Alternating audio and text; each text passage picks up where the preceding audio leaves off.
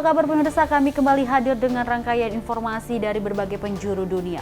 Bersama saya Dewi Manik dan inilah Info Dunia selengkapnya untuk Anda.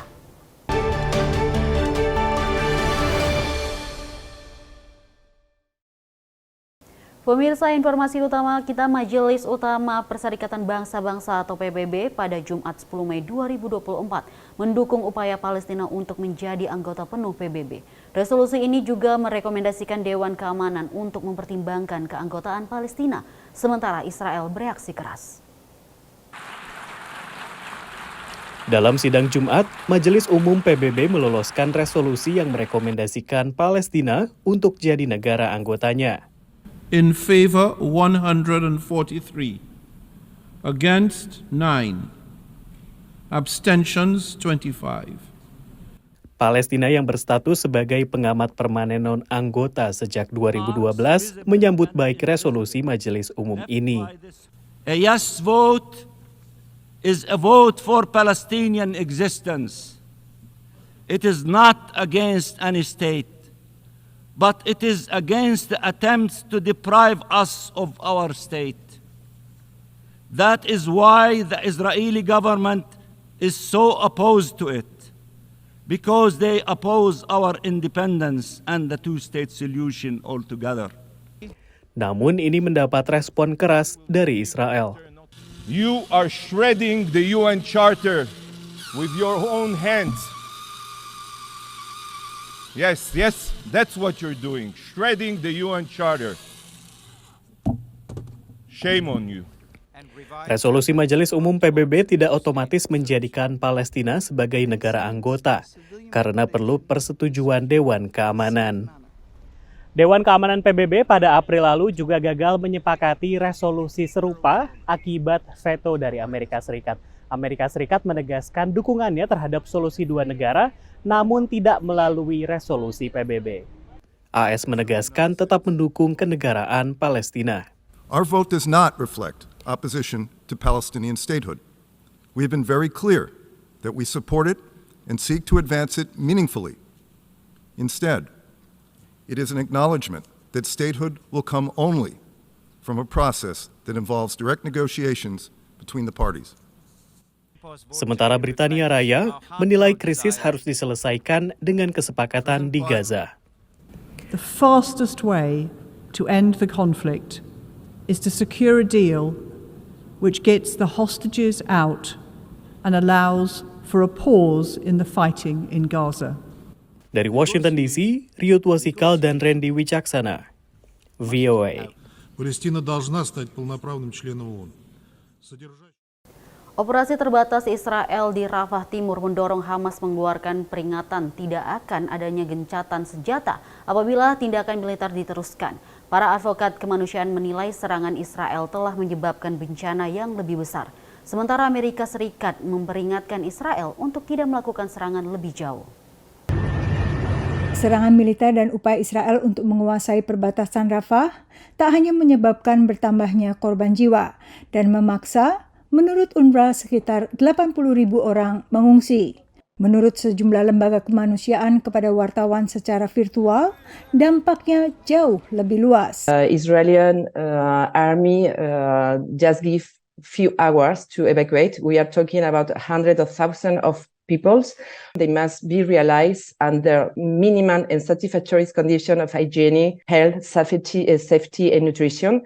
And all of these criteria were not met. The Rafah crossing, it was the only point for the humanitarians, for the people to go in and out, but also for all the human. And now is closed, and we don't have any visibility. So more than ever, is Gaza is closed. Kondisi ini juga menyebabkan rencana pergantian relawan Mercy jadi terhalang. Tim medis Indonesia, EMT, Emergency Medical Team, itu seharusnya 7 orang keluar dan 7 orang masuk.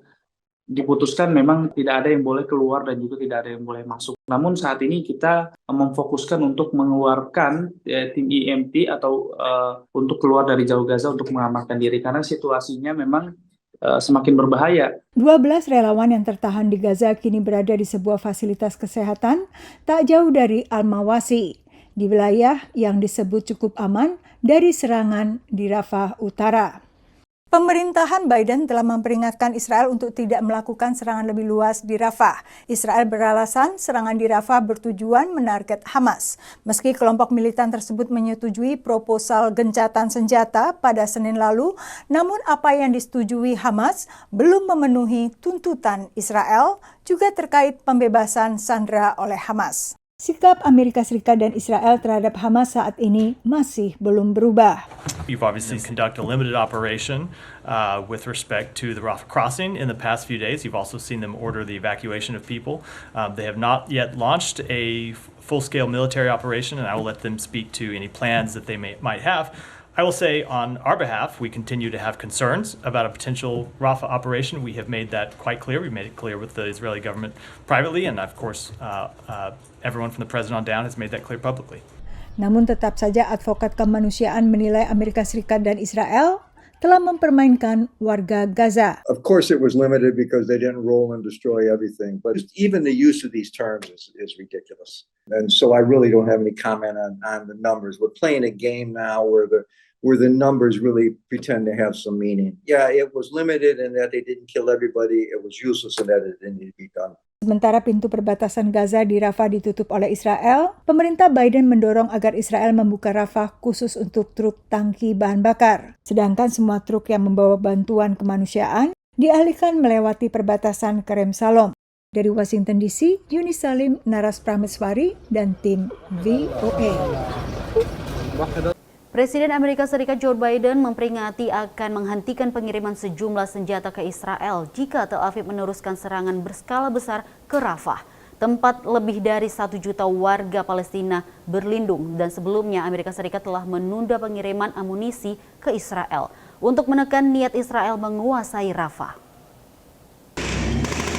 Amerika Serikat memperingatkan Israel bahwa serangan habis-habisan ke Rafah, benteng besar militan Hamas, hanya akan memberikan kemenangan strategis kepada Hamas. We've talked about this before, that a major military operation in Rafah would further weaken Israel's standing in the world, would further create distance from its partners in the region, who actually share Israel's goal of seeing Hamas defeated and want to see Hamas replaced with different governance structure in Gaza. Sebelumnya, Presiden Joe Biden dalam wawancaranya dengan TV Amerika Serikat CNN mengancam akan menghentikan lebih banyak bantuan militer ke Israel jika Israel meneruskan operasi di Rafah, kota tempat lebih dari 1 juta warga sipil berlindung. So it seems like the Biden administration is putting restrictions on the bombs and munitions which have been used in the most egregious plausible violations of international humanitarian law, while wanting to keep space for the transfer of other munitions. Rencana penundaan itu muncul pada bulan April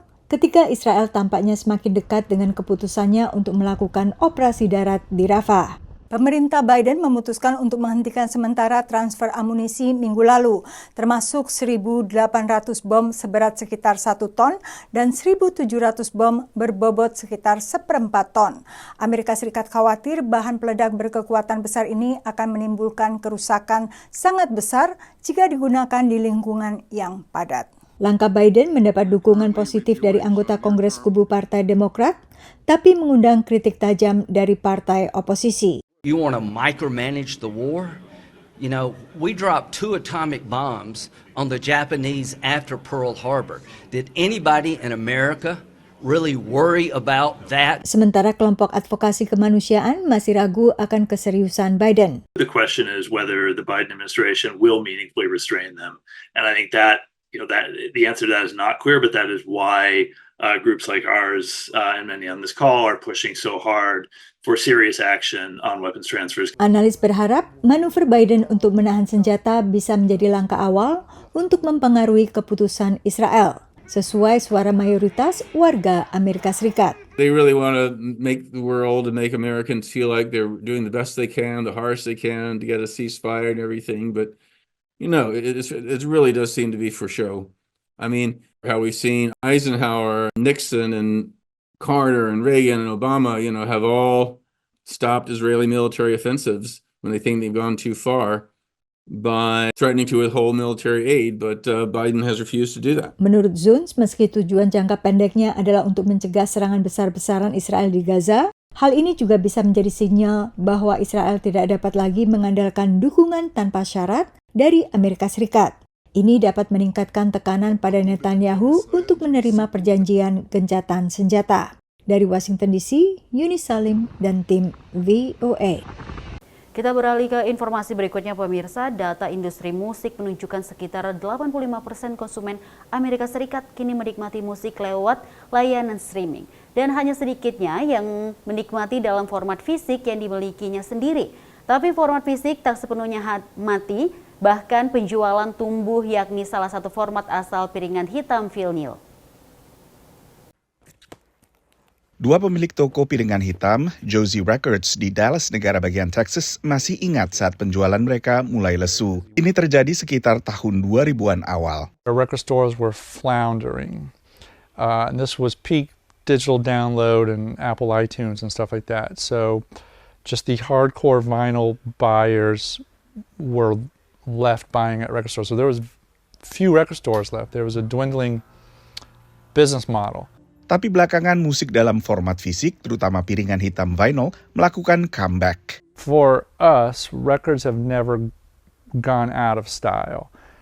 We started collecting records in our teens, so that would have been in the 80s, and it just never left for us. But there are whole generations that grew up without vinyl. They grew up with just downloads.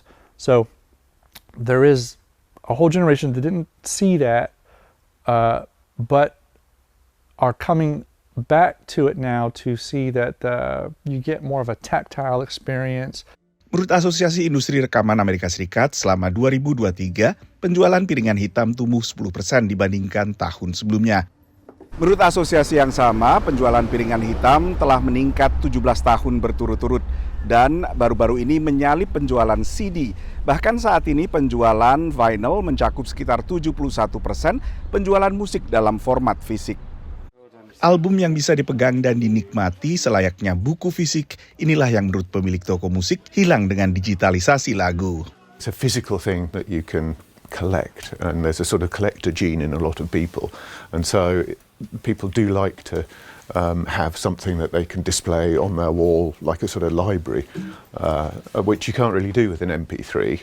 Or downloads or anything like that. For me personally, I like having the physical thing. If it's an artist I really like being able to see, the liner notes, all the stuff that actually comes with the physical release. I also like supporting an artist if I really like them. Para penggemar vinyl menikmati musik secara tradisional, juga mirip membaca buku secara urut. It's just a nice ritual to actually put it on, listen through a whole record. I feel like nowadays the process and ritual of listening through an album all the way through is kind of lost with streaming. You just put it on a playlist and shuffle. And the artist intended for it to be listened to as a sort of 20-odd minute piece of music with the tracks in a specific order. So I always like to think, well, you wouldn't take a DVD and watch each chapter out of order. Penjualan piringan hitam juga tak lepas dari efek Taylor Swift. Karena bintang pop peraih Grammy tersebut juga selalu menerbitkan musiknya dalam bentuk vinyl dengan beragam fitur khusus yang digemari para Swifties. Dari Washington DC, Nova Purwadi dan tim VOA. Terima kasih Anda masih bersama kami dalam Sinfo Dunia dan kita lanjut informasi selanjutnya pemirsa. Olahraga untuk kelompok dengan disabilitas terus tumbuh di Amerika Serikat. Kelompok tunanetra kini bisa bertanding hoki es adaptif yang mereka juga mengasah keterampilan dan berharap bisa bertanding dalam Paralimpiade di masa depan.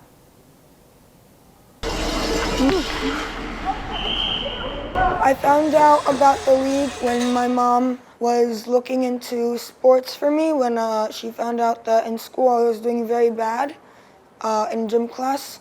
The gym teacher always would say, no, you have a visual impairment, you're not allowed to play in the gym class, you're gonna get hurt. Tapi, pertama kali mencoba sepatu roda, dia ketakutan. My mom literally had to drag me onto the ice and then I realized, oh, it's not that bad. Aturan permainan hoki untuk tunanetra sama dengan hoki pada umumnya. Yang menjadi pembeda adalah keping hoki. Selain lebih besar, keping tunanetra memiliki suara. This is a normal size regulation puck. This is a puck for blind hockey. This puck has no sound. This has 8 ball bearings in it, so they not only hear it slide on the ice, but they hear it rattling around. Tim ini punya pemain pemula, Just like give it a try, and like it's really fun. You just gotta take a risk. hingga atlet nasional. Seperti atlet judo ini yang sudah mewakili Amerika di Paralimpiade dan kini menekuni hoki. I actually did judo for a long time, from 2013 onward, and I had the opportunity to compete in the Paralympic Games, and so I decided to switch over to a team sport and see what that's like. I definitely want to get to a point where I can be a part of Team USA. That would be awesome. Bagi orang tua para pemain, tim ini lebih dari sekadar olahraga.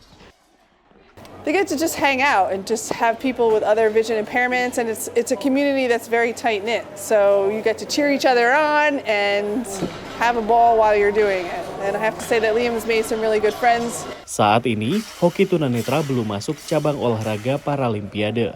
Tim ini berharap hoki tunanetra sudah dapat dipertandingkan ketika Paralimpiade berlangsung di Los Angeles, Amerika Serikat tahun 2028.